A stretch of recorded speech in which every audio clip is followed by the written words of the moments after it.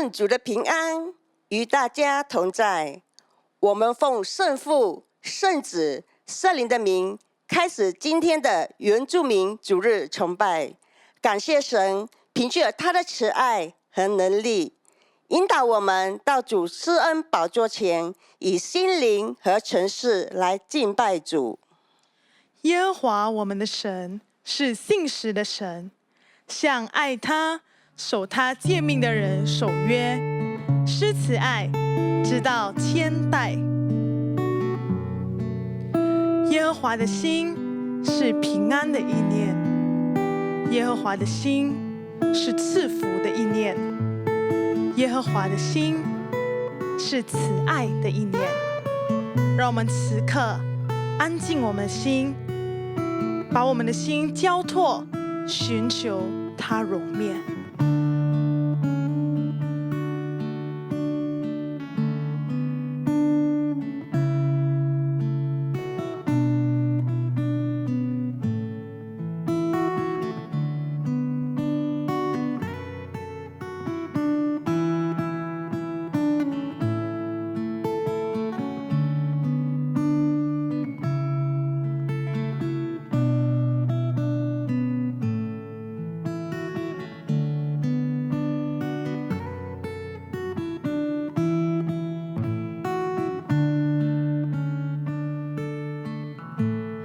耶和华的心是平安的意念，一生一世他的你用恩典为你冠冕。耶和华的心是赐福的意念，一生一世他已应许慈爱永不改变。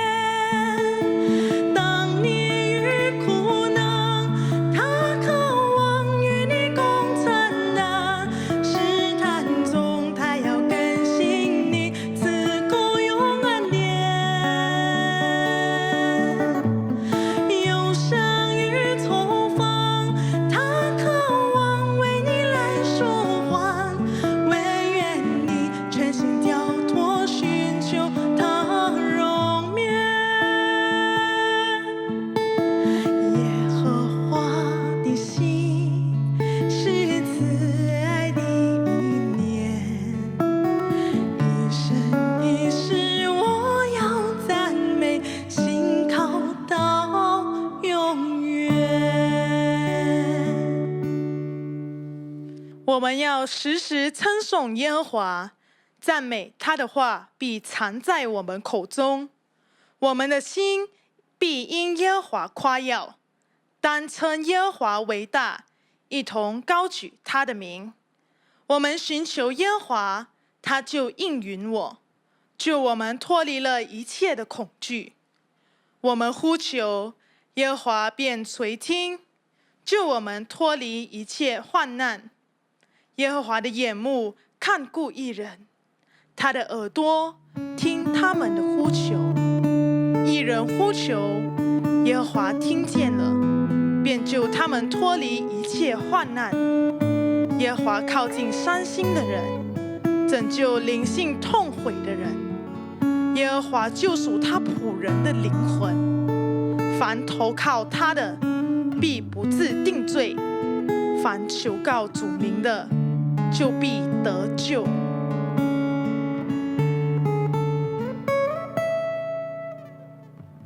主，我们同行在你面前，一条高寻求你面。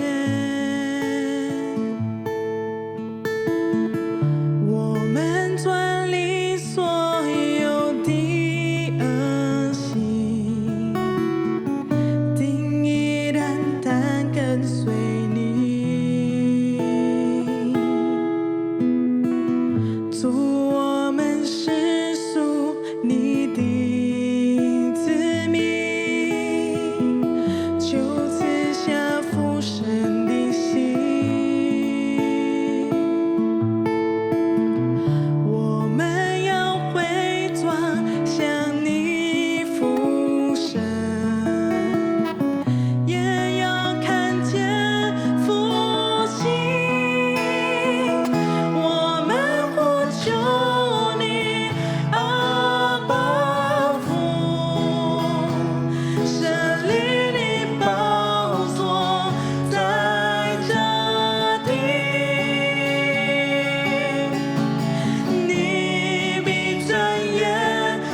像这样垂听，奉主名的呼求，万民都要来敬拜你，荣耀高举你的生命，复兴这地，全能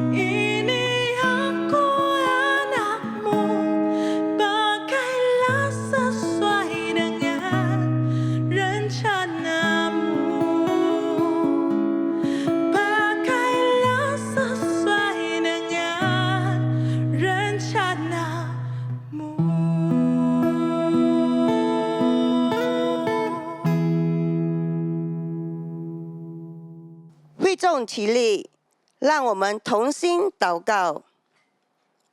亲爱的天父上帝，在这主日的时候，我们感谢赞美你，你赐给我们有恩典、有生命，来到你跟前来敬拜你。天父上帝，你是我们生命的泉源，求你的灵来浇灌充满我们，因为你曾应许说，人若喝你所赐的水，就永远不渴。你所赐的水要在它里头成为泉源，滋远到永远。天父，你认识我们，你知道我们的心思意念，我们的软弱、污秽，在你面前是无法隐藏。求阿爸天父怜悯，赦免我们一切的罪，也祈求圣灵常常提醒我们，要过着分别为圣的生活。天父，在这世界动荡不安的环境中，主啊，我们会恐惧、担心、忧愁，我们看不到前面的路是怎样的，但我们相信主，你是掌权者，你是我们的避难所，是我们的依靠，在你里面没有惧怕，只有平安、喜乐、平静。因为我们相信有你与我们同在同行，我们会胆然无惧。天怎样高过地，照样你的道路也高过我们的道路，因为你也应许我们，必不撇下我们，也不丢弃我们。天父，我们当中的弟兄姐妹有任何缺乏的，求主供应。如果我们当中有疾病、软弱的，求主医治，既坚立他们，赐给他们刚强壮胆的心。我们当中生活遇到巨大挑战的，求主亲自开路、指引、扶持。今天是原住民主日，祈求天父眷顾带领原住民教会里的一切事工顺利的进行，好让他们的事工也能荣耀你的名。愿你的救恩临到他们身上，因为他们也是主你所爱的子民儿女，帮助他们能在真理与爱中扎根。牧者们也恭敬的仰望交托于你，我们恭敬的将今天的崇拜交托在你圣手当中，帮助我们有渴慕你的话语的心，顺服在你的面前。求神透过今天的讲员，向我们每个人说话，奉主耶稣基督的名祷告，阿们。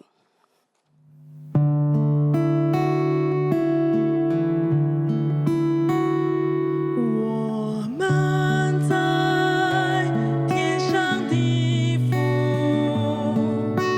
愿人尊你名为圣，愿你国降临，愿你旨意行在地，如同行在天。今日赐我们日用饮食，免我们的债，如我们免了人的债，不叫我们陷入试探，救我们脱离那恶，因为国度、权柄和荣耀，这是你的，直到永远。阿门，阿门。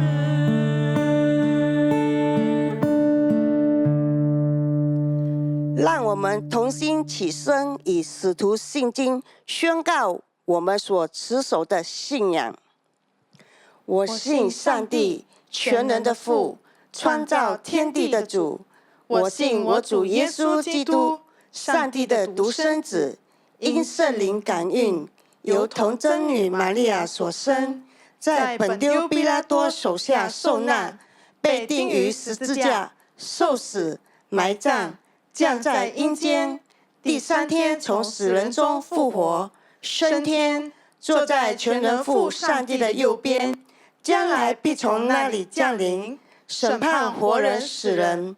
我信圣灵，我信圣而公之教会，我信圣徒相通，我信罪得赦免，我信身体复活，我信永生。阿们。会众请坐。今天的正道经文记载在《使徒行传》11章19到30，《使徒行传》11章19到30。那些因司提反的事遭患难世上的门徒，自走到腓尼基和居比路，并安提阿。他们不向别人讲道，只向犹太人讲。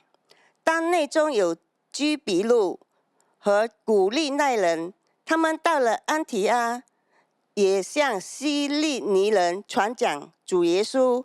有古卷作，也向说希利尼话的犹太人传讲主耶稣。主与他们同在，信而归主的人就很多了。这风声传到耶路撒冷教会人的耳中，他们就打发巴拿巴出去，走到安提阿为止。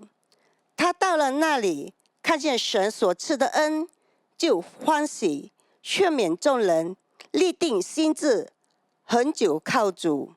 这巴拿巴原是个好人，被圣灵充满，大有信心，于是有许多人归服了神。他又往大市去找扫罗，找着了，就带他到安提阿去。他们住有1年的功夫，和教会一同聚集，教训了许多人。门徒称为基督徒，是从安提阿起手。当那些日子，有几位先知从耶路撒冷下到安提阿，内中有一位名就雅加布站起来，借着圣灵指明天下将有大饥荒。这是到各老丢年间果然有了。于是门徒定义，照个人的力量捐钱，送去供给住在犹太的弟兄。他们就这样行，把捐项托巴拿巴和扫罗送到众长老那里。今天是原住民主日，我们很高兴亚比卫理国语布道所Fiona Lisa 牧师在我们当中传讲神的话语，讲题为疫情中的教会，让我们专心聆听上帝的话语和教导。 Salam damai untuk kita semua. Saya bersyukur karena hari ini sekali lagi saya diberikan peluang untuk menyampaikan message Tuhan kepada Anda semua sepanjang hari pribumi ini. Sebelum saya teruskan, mari kita berdoa. Bapa yang di syurga, Bapa yang penuh kasih, kami bersyukur Tuhan karena Engkau adalah Allah yang luar biasa. Tuhan, saat ini kami mau mendengar akan firman-Mu. Biarlah Tuhan apa yang berasal daripada Engkau akan tertanam di dalam hati setiap kami. Dan apa yang tidak berasal daripada-Mu, biarkanlah itu semua berlalu begitu saja dan tidak memberikan apa-apa kesan.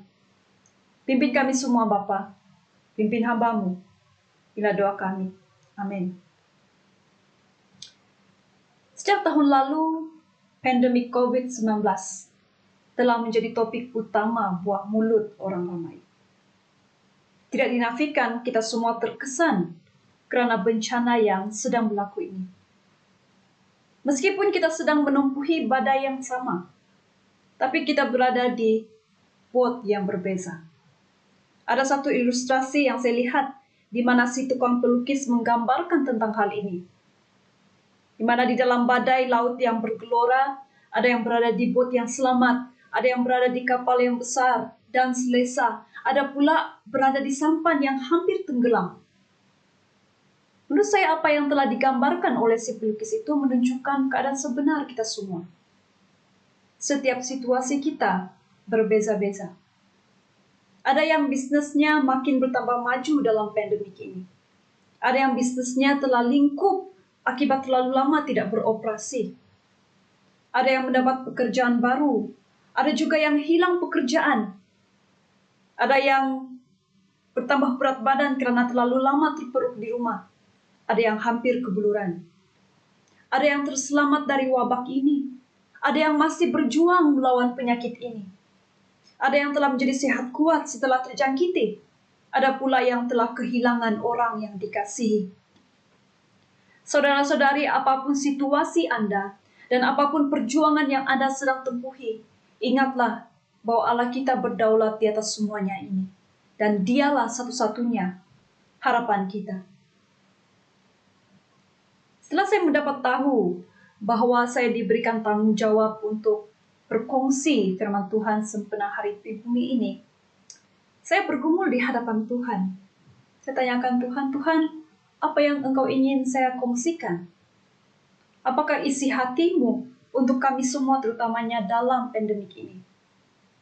Jadi setelah bergumul dalam beberapa waktu, saya tergerak untuk membawa kita belajar bersama dalam teks yang sudah dibacakan oleh pemimpin ibadah tadi, yaitu dalam Kisah Para Rasul 11 ayat 19 hingga 30. Teks ini menceritakan bagaimana bermulanya gereja Antioquia yang juga merupakan tempat permulaan di mana orang-orang percaya disebut sebagai orang Kristen. Gereja pertama orang bukan Yahudi yang terdiri daripada jemaat yang berbilang kaum dan bangsa. Gereja pertama yang melantik pemimpin-pemimpin mereka dari multi budaya dan status yang berbeza. Apa yang menariknya, gereja ini bermula di tengah-tengah krisis, yakni penganiayaan yang berlaku terhadap pengikut-pengikut Kristus. Tapi terpuji nama Tuhan karena di tengah-tengah krisis yang melanda, pekerjaan Allah tetap diteruskan. Karya Allah tetap dinyatakan. Oleh itu hari ini suka saya untuk membawakan kita satu khotbah yang bertemakan gereja dalam pandemik. Kewujudan gereja Antioquia menimbulkan satu persoalan yang perlu kita tanyakan kepada diri kita semua. Di manakah fokus kita ketika krisis melanda kehidupan? Di tengah-tengah krisis hidup, fokus kita akan menentukan siapa kita sebenarnya. Adakah kita fokus pada masalah dan menjadi mangsa keadaan, atau kita fokus pada Allah dan menjadi menang atas keadaan? Victim or victor? Mangsa atau pemenang? Di manakah kita? Di tengah-tengah penganiayaan dan penindasan, pengikut-pengikut Kristen tidak terpukul kalah, tapi tetap menjalankan amanat Tuhan. Tak kesannya kerajaan Allah tersebar ke merata tempat. Benarlah kata peribahasa yang mengatakan di setiap musibah ada hikmahnya. Nah, bagaimana pula kita sekarang ini? Apakah hikmah Allah di sebalik musibah yang melanda? Kita mungkin tidak dapat melihat semuanya sekarang. Tapi percayalah bahwa dalam segala hal, Dia memiliki rancangan yang indah. Oleh itu, sementara kita masih berada dalam krisis ini, sebagai gereja, apa yang kita boleh lakukan? Melalui teks ini, ada 3 hal yang kita perlu lakukan. Hal pertama yang perlu dilakukan adalah di tengah-tengah krisis, Injil harus tetap dipegang dan diberitakan. Orang-orang percaya di Yerusalem diancam karena iman mereka. Nah, pada waktu itu bukanlah senang untuk mereka beribadah dan menyembah Allah secara terbuka. Karena penindasan yang mereka alami, mereka terpisah-pisah ke merata tempat. Namun begitu penganiayaan yang mereka hadapi tidak menutup mulut mereka untuk berfungsi berita baik kepada orang lain. Walaupun pada mulanya fokus mereka hanya pada orang Yahudi, tapi akhirnya Tuhan menggerakkan hati beberapa dalam kalangan mereka untuk berfungsi juga kepada orang Yunani. Dan karena kuasa Tuhan menyertai mereka, maka ramai orang yang menjadi percaya serta berpaling pada Tuhan. Situasi kini telah menggugat banyak hal dalam kehidupan kita. Kita disedarkan bahwa bukan kitalah yang menguasai kehidupan ini. Oleh itu, dalam keadaan yang penuh ketidakpastian, Injil adalah satu-satunya pengharapan yang pasti. Disebabkan itu jugalah meskipun mereka telah melihat Stefanus mati direjam karena kesaksiannya, meskipun nyawa mereka terancam, mereka tidak berhenti menyatakan kebenaran. Karena mereka tahu, walaupun di dunia ini mereka dibinasakan karena iman mereka, tapi di dunia kelak, mereka memperoleh kehidupan kekal. Injil mengingatkan kita akan 3 hal. Pertama, segala sesuatu ada dalam kawalan Allah. Walaupun dunia kelihatannya sedang huru-hara, tapi di belakang tabir Allah tidak pernah berhenti melaksanakan pekerjaannya. Kedua, Allah peduli. Mungkin dalam masa yang sukar ini kita tidak memahami mengapa Allah membenarkan kesusahan ini terjadi, sehingga kita mulai mempersoalkan, di manakah Tuhan? Adakah Dia memperhatikan penderitaan manusia? Ingatlah saudara-saudari, Allah peduli dan matanya tertuju sambil memperhatikan semua umat manusia. Buktinya, Dia tidak membiarkan manusia binasa dalam dosa, tetapi telah mengutus Yesus Kristus ke dunia. Dan ketiga, Injil mengingatkan kita tentang tujuan Allah untuk menebus semua umat manusia menjadi kepunyaannya. Yohanes 3 ayat 16 mengatakan, karena begitu besar kasih Allah akan dunia ini, sehingga Ia mengurniakan anaknya yang tunggal supaya setiap orang yang percaya tidak binasa melainkan beroleh hidup yang kekal. Bahkan dalam 2 Petrus 3 ayat 9 juga katakan bahwa Allah tidak mengkehendaki seorang pun binasa, melainkan bertobat. Melalui Injil yang diberitakan, maka mereka yang memilih untuk percaya dan berpegang pada Injil itu tidak akan dibinasakan. Ketika kita melihat pada berita-berita semasa, baik dalam negara maupun antara bangsa, kita mendengar kadar kes bunuh diri telah meningkat, masalah depresi semakin serius, masalah rumah tangga semakin membimbangkan, dan banyak lagi masalah yang kita dengar. Kita boleh tawarkan apa saja jenis pertolongan, tapi satu-satunya jawaban yang mereka perlukan adalah Yesus Kristus. Saya percaya, apabila kita semua, bukan hanya pastor atau pemimpin gereja saja, tapi semua jemaat Tuhan, tetap melakukan pemberitaan Injil, walau di tengah krisis pun, Tuhan akan memberkati kita dan membuatkan gereja kita bertumbuh. Bukan karena hebatnya kita, tapi karena kuasa Tuhan yang menyertai. Persoalan saya, adakah Anda sudah menerima dan percaya akan Injil ini? Jika belum, ambillah kesempatan ini untuk menerima Yesus Kristus dengan sungguh-sungguh. Serahkanlah hidupmu kepadanya dan berpautlah pada Allah. Namun sungguh menyedihkan, karena ramai orang masa kini yang sudah menerima Injil, tidak lagi berpegang teguh pada Injil itu, tapi beralih ke kepercayaan yang lain. Menjual iman karena uang, pangkat, cinta, dan segala yang indah menurut dunia. Ingatlah, segala yang ditawarkan oleh dunia hanyalah sementara, tapi keselamatan yang Yesus tawarkan adalah kekal. Oleh itu, marilah kita tetap berpegang teguh pada iman kita dan beritakanlah kepada mereka yang belum menerimanya. Hal kedua, kita perlu fokus pada pertumbuhan rohani. Setiap orang Kristen harus mengalami pertumbuhan. Jangan pikir ya percaya Tuhan saja sudah cukup. Salah satu sebab utama mengapa gereja Antioquia boleh berkembang dan bertumbuh menjadi gereja yang memuliakan nama Tuhan adalah karena orang-orang percaya tidak hanya sekadar menerima Kristus sebagai penyelamat mereka, tapi mereka bertumbuh menjadi murid-murid Kristus. Dalam ayat 25 hingga 26 mengatakan, kemudian Barnabas pergi ke Tarsus mencari Saul setelah menemuinya dibawanya ke Antioquia. Selama setahun, kedua-duanya beserta dengan jemaah dan mengajar ramai orang. Barnabas dan Paulus menghabiskan masa tenaga mereka dan mengajarkan orang-orang percaya untuk memiliki iman yang kukuh, ajaran yang benar, dan dasar yang teguh. Mereka bertumbuh bersama dalam Kristus. Saudara-saudari, apakah fokus pelayanan kita selama ini? Adakah kita fokus pada aktiviti dan program gereja saja? Adakah kita fokus pada pertumbuhan jemaat, memuridkan orang percaya untuk menjadi murid yang boleh memuridkan orang lain? Banyak gereja yang terlalu sibuk dengan program luaran, sehingga lupa untuk memperhatikan dalaman orang-orang percaya. Pandemik telah menunjukkan keadaan sebenar rohani kita. Rohani jemaat kita. Rohani kawanan domba yang Tuhan telah pertanggungjawabkan. Menunjukkan siapa yang benar-benar murid Kristus atau hanya sekadar penganut agama Kristian. Ketika kita tidak dibenarkan berkumpul dalam gereja, dihalang untuk bertemu muka dengan muka.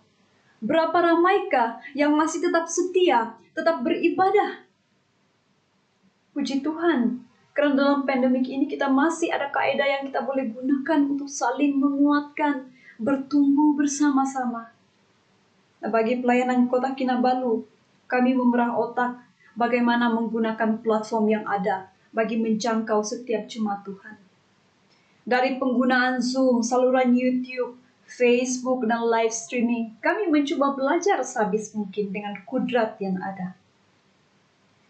Ada seorang belia kami yang sangat berjasa dalam melakukan pelayanan ini. Beliau bukanlah seorang yang tahu akan pembuatan dan produksi film, bukan juga seorang yang jago dalam reka bentuk grafik. Tapi demi pelayanan ini, beliau telah menghabiskan uang sendiri untuk membeli peralatan-peralatan dan bersengkang mata belajar melalui YouTube bagaimana untuk melakukan pelayanan dalam talian dengan baik. Saya teringat tahun lepas pada waktu kami mulai pelayanan ini, beliau DIY softbox sendiri karena mau jimat. Nah, yang tahu tentang softbox, yang merakam tahu apa itu softbox. Sebab satu softbox bukanlah murah. Nah, akhirnya softbox itu tidak tahan lama sebab DIY saja. Dan bila cari di Shopee, rupanya ada pula softbox yang agak murah. Jadi macam-macam pengalaman yang dilalui. Banyak yang kami pelajari. Hanya mereka yang bekerja di belakang tabir saja tahu susahnya macam mana. Tapi ketika pelayanan ibadah dilakukan secara langsung di YouTube, yang mengikuti ibadah secara live hanya 6. Syukurlah kalau ada 8 viewers. Bahkan ketika kami membuat gabungan ibadah dengan seluruh gereja BMSSC pun, bilangan yang watching itu tidak banyak. 8 hingga 12 viewers saja. Betapa sedihnya hati melihat itu semua. Memang ada alasan yang mengatakan kerja, tiada data, tiada line, dan sebagainya. Tapi saudara-saudari jujur saja. Berapa orang yang memang benar-benar tiada data, tiada line, tiada masa, dan berapa orang yang memang benar-benar tidak mau beribadah. Pasti kalau dikira peratusan, orang yang memang sengaja tidak mau beribadah itu lebih ramai. Kita sudah hampir 2 tahun beribadah dalam talian. Kalau seseorang itu benar-benar rindu untuk beribadah, dia akan mencari masa buat persiapan agar dapat mengikuti ibadah meskipun dalam talian saja. Jadi akhirnya ini bukan soal pandai atau tidak, ada lain atau tiada lain, ada masa atau tidak masa, tapi soal mau atau tidak. Lain cerita kalau yang memang betul-betul tidak dapat, tiada duit, tiada data, memang itu lain cerita. Apa yang saya mau sampaikan di sini ialah pandemik ini telah membuka mata kita bahwa betapa ramainya jemaat kita yang belum dewasa dalam rohani. Betapa ramai jemaat kita yang imannya berdasarkan hal-hal luaran dan bukan dalaman. Oh, kalau tiada ibadah fisikal, tidak pergi gereja, pastor tidak nampak, ya tidur sajalah.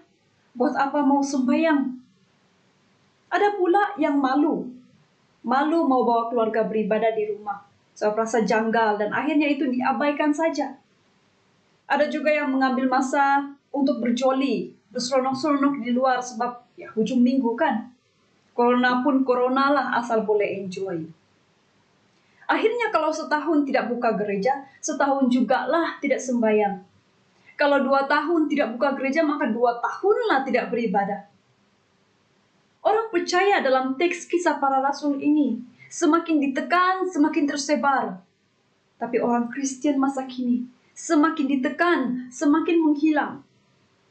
Sebab itu pentingnya untuk kita fokus pada pertumbuhan rohani, supaya ketika jemaat Kristen tidak dibenarkan berkumpul pun, mereka masih rindu beribadah kepada Tuhan, masih mencari Tuhan tanpa perlu dipaksa. Saya berharap jika ada antara kita yang ditegur dengan kata-kata ini, jangan marah, jangan bilang, oh dia sindir saya. Tapi ambillah masa ini untuk menyelidiki keadaan rohani kita. Jika kita sadar bahwa kita masih belum dewasa rohani, majulah ke hadapan.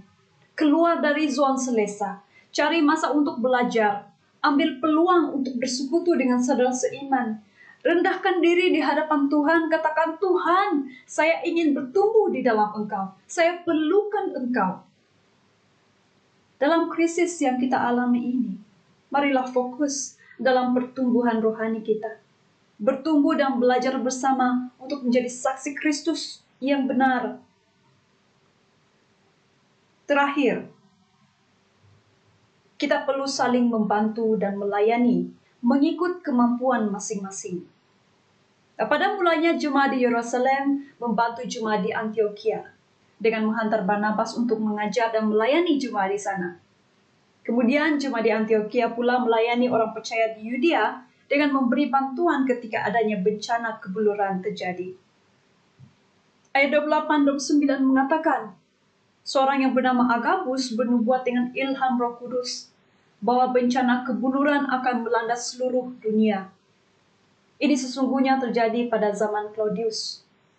Para murid Yesus membuat keputusan hendak menghantar bantuan menurut kemampuan masing-masing kepada saudara-saudara di Yudea.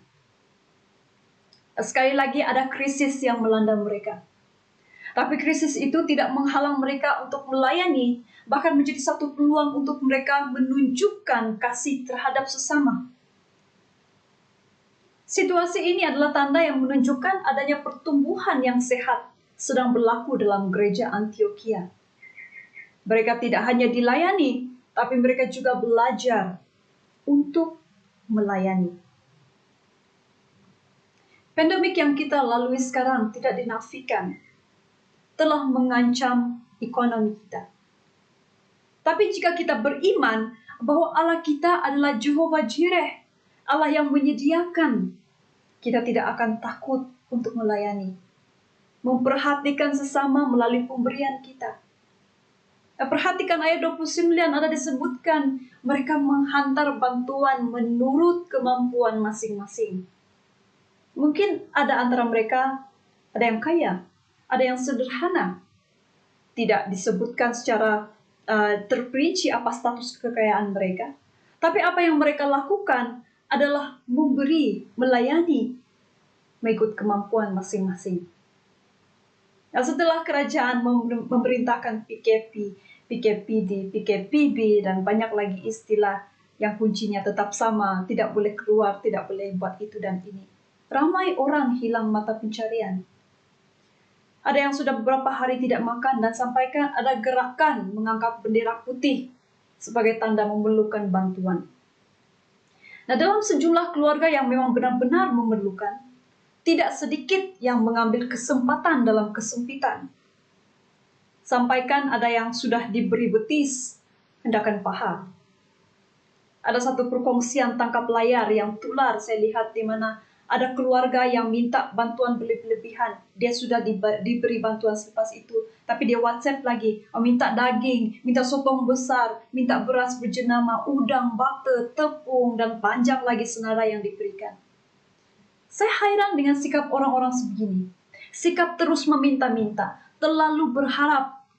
Sikap ini juga ada dalam kalangan orang Kristen. Apabila mau minta sesuatu, cepat sekali bertindak, isi itu, isi ini. Tapi ketika giliran kita untuk memberi, wah takut, kedekut. Nah, jangan salah paham. Saya tidak katakan kita tidak boleh memohon bantuan ketika perlu. Tapi apa yang saya maksudkan di sini, janganlah kita bersikap terlalu mengharap, meminta-minta saja, kedekut dan coba ambil kesempatan terhadap kemurahan orang lain. Nah, saya teringat mengenai persembahan seorang balu, di mana Yesus katakan, balu itu memberi lebih banyak daripada orang-orang kaya. Karena orang kaya memberi dari kelimpahannya. Tetapi balu itu memberi dari kekurangannya, semua yang ada padanya, yaitu seluruh nafkahnya. Memberi adalah satu tindakan kasih. Kasih kepada Allah dan juga sesama. Satu tanda penyembahan kepada Allah yang memberi. Satu bukti kepercayaan kepada Tuhan yang merupakan sumber segala sesuatu. Saya bersyukur karena selama ini gereja-gereja bahasa Cina dan Inggris telah banyak memberi untuk membantu pelayanan pribumi. Saya percaya Anda semua lakukan itu karena Tuhan, dan saya doakan semoga pemberian Anda menjadi satu persembahan yang harum di hadapannya. Bagi gereja pribumi, marilah kita mencontohi jemaat Antioquia. Mereka tidak hanya diberi, tapi mereka juga memberi. Bagi yang sudah memang pandai memberi, selalu memberi, tetaplah memberi. Bagi yang masih belum, belajarlah memberi. Janganlah berpikir bahwa saya tidak punya apa-apa. Tapi marilah kita memberi yang terbaik mengikut kemampuan kita masing-masing bagi membantu pelayanan dan mereka yang memerlukan. Pandemik ini adalah peluang kita untuk menunjukkan kasih kita kepada Tuhan dan sesama. Saya percaya ketika kita melakukan ini dengan hati yang penuh penyembahan kepada Allah, kita akan melihat berkat Tuhan dilimpahkan dalam kehidupan kita semua. Jadi saudara-saudari, kita semua berada dalam badai yang sama, seperti yang saya sudah sebutkan tadi.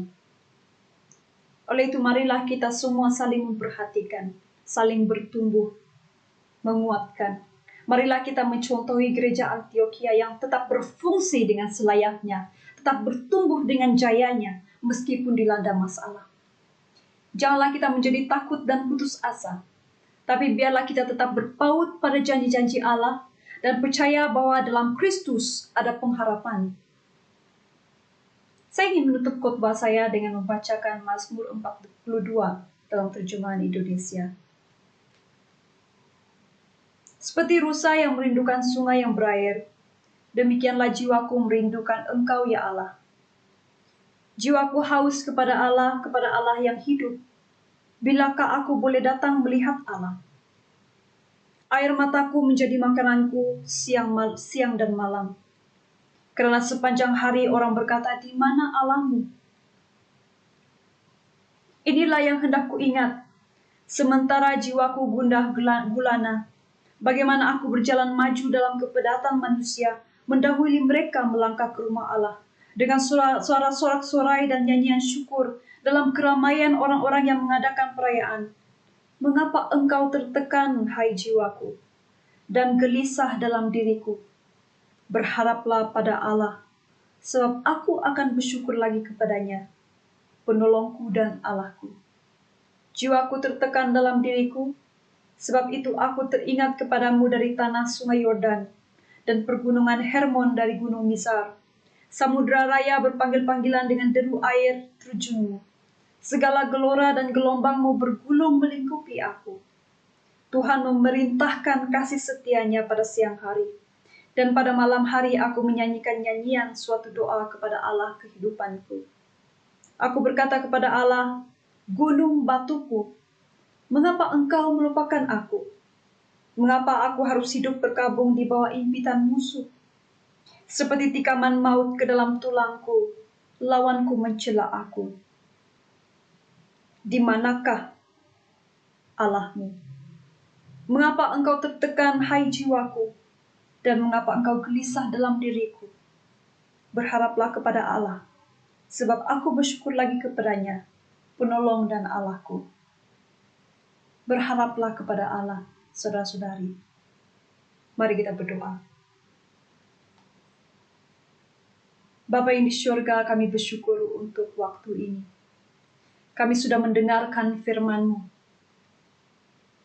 Tuhan, kami mengaku bahwa kami tidak kuat, kami tidak mampu. Tapi kami percaya bahwa Engkau adalah Allah yang mampu. Mungkin ada dalam kalangan kami yang sedang berada dalam kesakitan, kesedihan, kesusahan. Tuhan, biarlah firman-Mu ini memberikan kami kekuatan, penghiburan dan pengharapan. Kerana Engkaulah Allah satu-satunya penolong kami, sumber pengharapan kami. Tolong kami supaya kami semua dapat mencontohi gereja Antioquia.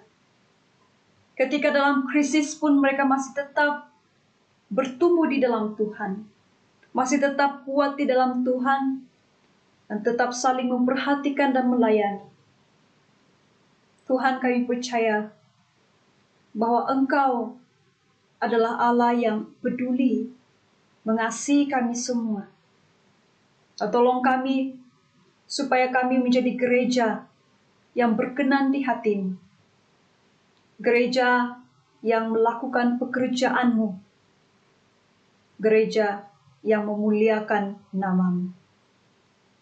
Tidak kira apapun latar belakang kami, apapun bangsa kami, tapi biarlah kami tetap bersatu di dalam Engkau untuk melakukan apa yang sudah menjadi amanat kami. Inilah doa kami Tuhan, di dalam nama Tuhan Yesus. Amin.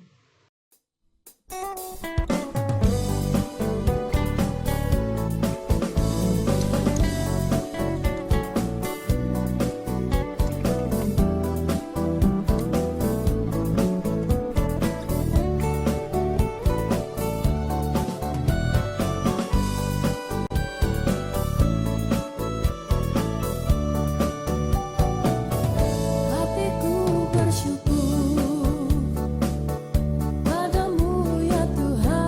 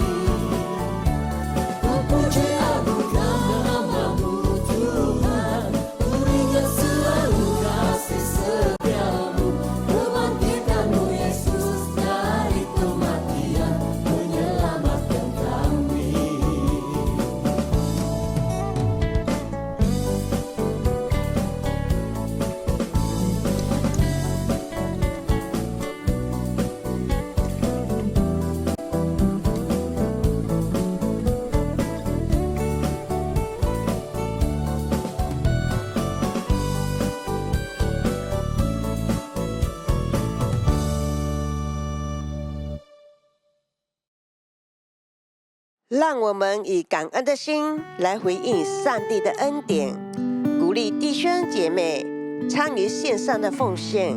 今天所收的奉献将交给国语事工部，支持国语事工的许多需要。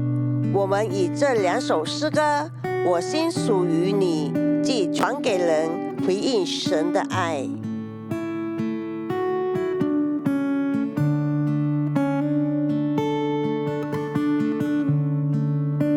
我来到你面前，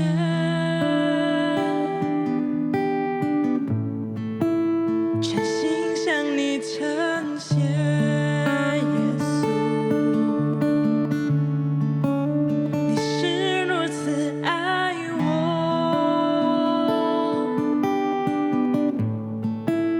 我单单属于你。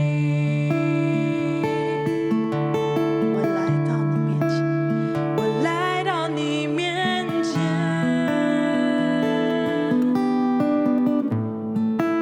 全心向你呈现，耶稣，你是如此爱我，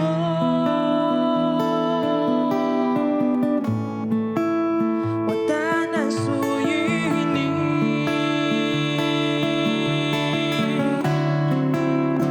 主，我在这里献上我的心，生命的一切完全献给你，因为我并没有财宝和金银能够献给你，唯有我的心。我唯一祷告，唯一的呼求，是你能悦纳我，献上你全所有。愿我这一生成为你器皿，完成你旨意。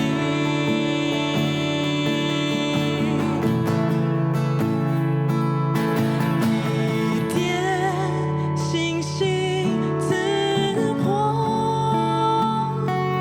可以使火点燃起，在那周围的人，可以得到亮光。增生慈爱也是在当你有这经验，也必愿意将这慈爱传给周围的人。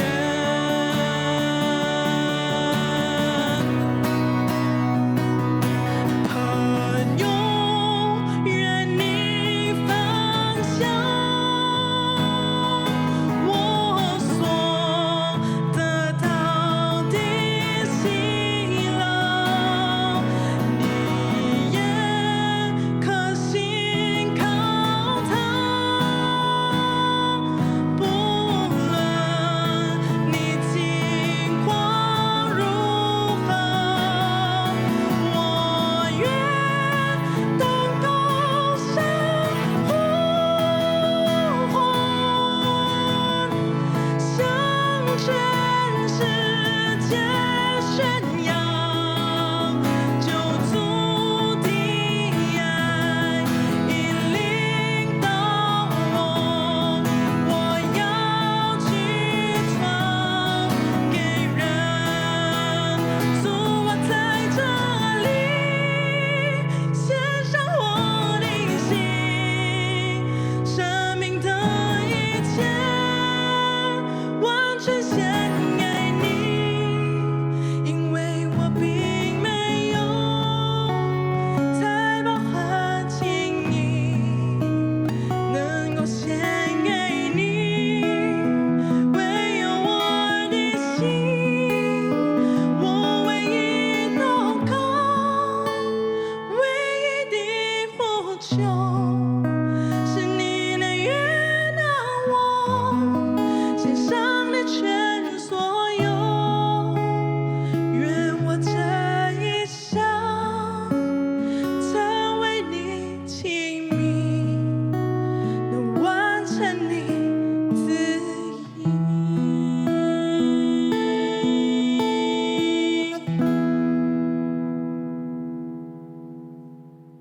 弟兄姐妹，让我们一起站立，我们一起来领受祝福。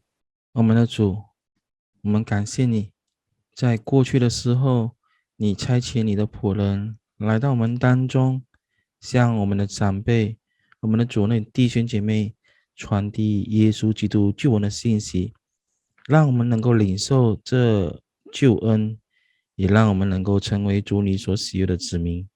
如今我们将领受主你的呼召，奉你的名传你的福音，让我们能够勇敢不惧，持守一切美好的事。愿我主耶稣基督的恩惠，我主上帝的慈爱和圣灵的感动，继续不断的常与我们众弟兄姐妹同在，直到主你再来的日子。阿们。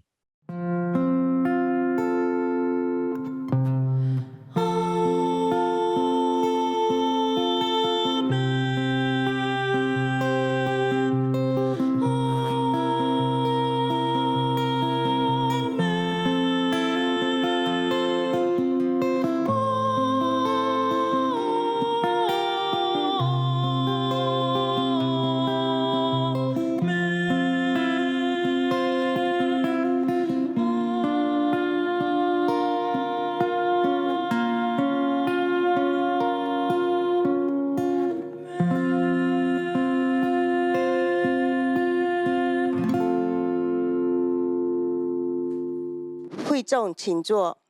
亲爱的长辈弟兄姐妹，愿你们平安。欢迎你们参与我们今天早晨原住民主日崇拜。无论是我们的神恩堂的本堂的弟兄姐妹，又或者是你们点击进来第一次参与我们教会的主日崇拜的弟兄姐妹，请弟兄姐妹你们扫描左边这个 QR code， 方便我们记录你们的出席，也让新朋友们你们可以留下你们的联络方式，方便我们去联络你们，也为着你们的需要来祷告。弟兄姐妹，如今因为疫情的关系，我们没有了这堂会的实体的崇拜，但我们的网上崇拜没有停止。也请弟兄姐妹你们按着你们心里的感动，来将你们所要做的奉献转账进入我们神恩堂的这个的账户号码。当你们转账完毕好了之后，就将你们的收据转寄给我们的这个财政张中弟兄。接下来的报告，请我们的神恩堂的执事们注意，今天下午2点有我们的牧区议会，请执事们、牧者们预备心，让我们一起来参与这线上的牧区议会。我们神恩堂如今在每个星期二晚上7点半有这 Zoom 的线上祷告会，我们每次的祷告会都有100多人上线同心合一的祷告，也欢迎那些还没有参加祷告会的弟兄姐妹，让我们一起来在这祷告会当中，我们为着我们的世界，为着我们的国家，为着我们的教会，也为着你和我的需要，我们共同的将彼此的需要交托在主的面前，让主来垂听并且应允我们在他面前的祷告。接着下来是神恩堂社会关怀他们进行的一个安全的计划，是为了要在这疫情当中显出主的爱，服侍以及接待社区当中有需要的弟兄姐妹，让他们能够放心的自我隔离。在这安全屋当中，我们提供每个独立的房间，房间里面都有各自独立的浴室设备，我们也会提供床单、被单、枕头套、电水壶等等，然后我们也会有提供这血氧仪、温度计，以及提供每日3餐，以及简单的日饮以及干粮。可以住进安全屋的弟兄姐妹是那些与确诊者有过近距离接触的人，年龄介于18到60岁，并且已经接受2剂的疫苗，在他的 PCR 检测当中显示的是 negative， 在家里的确诊者的隔离空间不足的情况，并且没有其他家属能够支援的情况当中，我们这个安全屋会给予他们开放，让这些人他们有足够安全的环境，可以暂时的住宿的空间。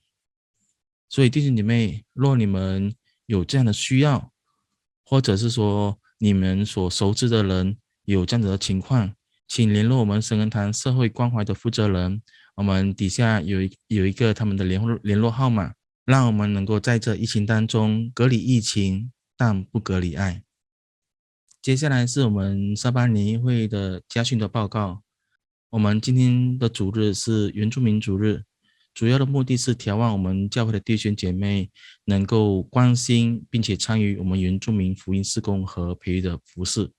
今天我们所收的奉献都会进入我们国语的事工部，用以支持我们国语事工许多方面。呼吁弟兄姐妹按着你们心灵的感动，以爱心来奉献，来帮助我们沙巴内陆许多的原住民弟兄姐妹。